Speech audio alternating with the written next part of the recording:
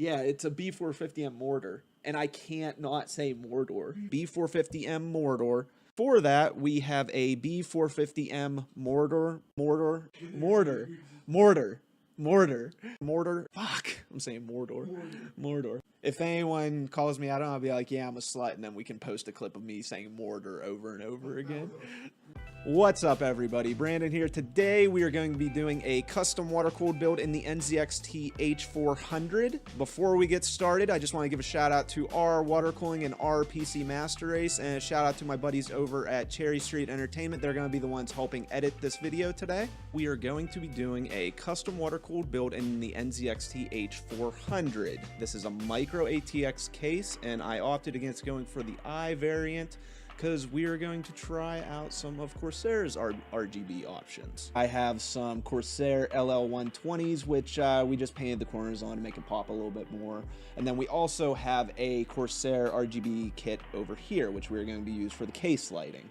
And then we also have some ML140s that we're going to be putting on the front 280 radiator. For memory, we have Corsair RGB Vengeance Pro. I got the white kit. We got 32 gigs. This build will not have any hard drives. We're just going strictly SSD. I have a ADATA SU800. This isn't the best SSD, but it ranks up there pretty high, right behind the Samsung Evo and the Crucial MX500. Now, when I initially decided to do another build, I was between the new Intel 9900K and waiting for Zen 2. I opted to go for Zen 2 simply because of how hot these Intel chips are running. I didn't really want to put a chip that hot in a smaller build where I'm only going to have about 400 millimeters of radiator space. So we'll see how the 2600 does.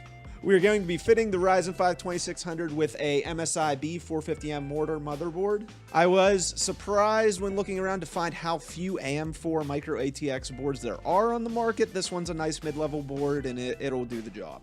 To power this build, we're going to be using an EVGA 750 watt G3 power supply. Then also, just to help tidy things up a bit, we have a cable extension kit from CableMod. It is their Pro series. I've never tried these before, but they look excellent, so we'll see. And then last but not least, for GPU, we're going to be using a 1080 Ti with an EK water block, which I already am currently using in my build behind me here, but it's still a very powerful, up-to-date card, so we're going to rehash it.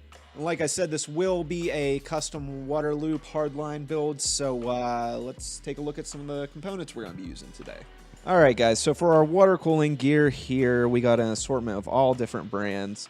Like I said, the video card is going to be a 1080 Ti from my previous build, so I got just a newer backplate for it. For our radiators, we have a 280 and a 120 here from Primo Chill. I basically went with these because I could get them powder coated in white. They're still decent performing radiators. Over here we just have some PWM fan extenders, fan splitters. Here, this is a little flow meter from Barrow. This is a DDC pump from Barrow. I went with DDC simply because we're kind of confined on space here. This is a Bits Power reservoir. We're going to be using EK solid cryofuel in purple. And then for all of our fittings, other than the one odd Bits Power T-piece here, all of our fittings are going to be Barrow pieces. Now we have some 90s here, some extensions, some more extensions to make our life a little easier. We have a drain valve, some plugs. And then I went with a lot of these double-sided 90-degree fittings because on my previous water-cooled build, I did do some pipe bending, but I really like the look of just straight pipe, 90-degree angles, no bends, so this was purely an aesthetic choice.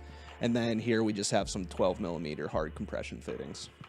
For the CPU to cool our Ryzen chip, and in the future we will be able to use this for our Zen 2 chip, we have a CPU block from Fantex. I've never used any of their water cooling gear before, but I've heard very good things, and this is honestly a beautiful CPU block, so I'm looking forward to trying this out.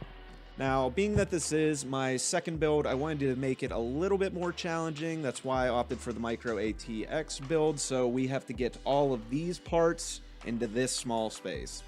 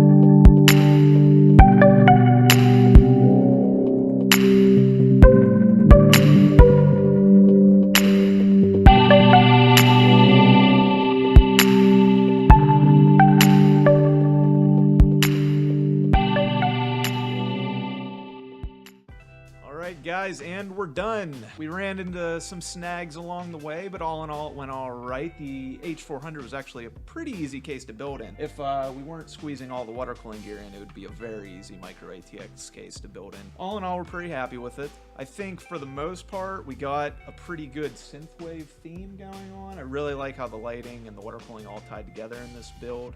Definitely glad it's over with. It did take me good 4 or 5 days to get this build totally complete and get everything worked out. Here in a few months, we'll have Zen 2 coming out, hopefully in a few months, but when that drops, we will be swapping out the 2600 for whatever the successor to the 2700X is. At that time, I guess we'll see how the EK cryo fuel is holding up. As far as appearance, I think this shade of purple is awesome looking. We'll just see if the pastel holds up and doesn't gunk anything up. My goal here was to do no bends. That's why I had a lot of 90-90 fittings. I did have to compromise. We did a couple bends. I tried to put them in places where we couldn't see them, but unfortunately I just couldn't get it to line up otherwise. I'd like to say thanks to PC Beast on Instagram for posting my build, giving it some exposure. Also, shout out to PC Part Picker for the feature. And I'd like to say thank you to my buddies at Cherry Street Entertainment for making and editing this video. And if you'd like to see this build in action, I stream on Twitch at twitch.tv/Rebel2K9. Go ahead and stop by. Hit that subscribe button. Thanks for watching, guys. Mortar. Fuck. I'm saying Mordor. Mordor.